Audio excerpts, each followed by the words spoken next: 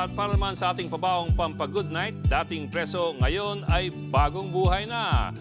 Apat na magkasintahan ang nagsumpaan sa harap ng pag-ibig at kalikasan.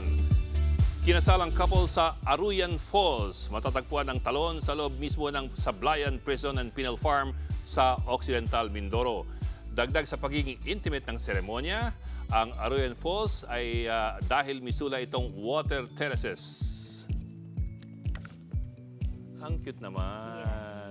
Madadagdagan ang option ng mga kapatid natin when it comes to wedding book. Merong garden wedding, church wedding. Ito naman may water terraces wedding.